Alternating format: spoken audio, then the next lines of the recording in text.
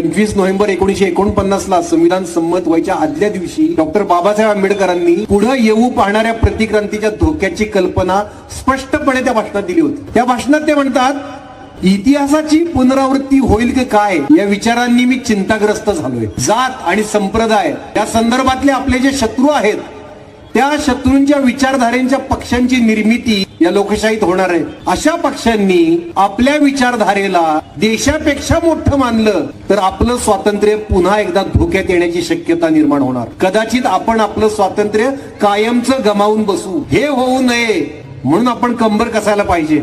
आपल्या रक्ताचा शेवटचा थेंब असेपर्यंत आपल्या स्वातंत्र्याचं आपण रक्षण करायला पाहिजे। त्यावेळी डॉक्टर बाबासाहेब आंबेडकर हे बोलले, कारण काय होतं, त्यांचा आपल्या खऱ्या इतिहासाचा सखोल अभ्यास होता।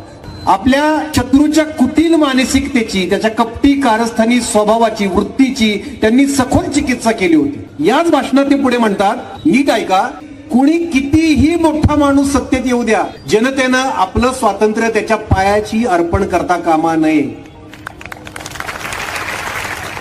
त्याच्यावर इतका विश्वास टाकू नका की प्राप्त अधिकारांचा वापर करून तो लोकांसाठी निर्माण केलेल्या संस्था उद्ध्वस्त करेल। याच भाषणात ते पुढे असंही म्हणालेत की भारतात व्यक्तिपूजेचं फार स्तोम, विभूती पूजा। विभूती पूजा म्हणजे काय, एखाद्या व्यक्तीला देवच मानायचा, त्याची भक्तीच करायची। अध्यात्मात ही व्यक्तिपूजा कदाचित तुम्हाला आत्म्याच्या मुक्तीचा मार्ग मिळवूनही देईल, पण राजकारणातली भक्ती ही अंतिमतः तुम्हाला हुकुमशाहीकडे हमखास नेणारा मार्ग ठरते। आता मला सांगा, त्यावेळी डॉक्टर बाबासाहेब आंबेडकरांनी सांगितलेल्या भाषणातला शब्द न शब्द आज खरा ठरलाय की नाही?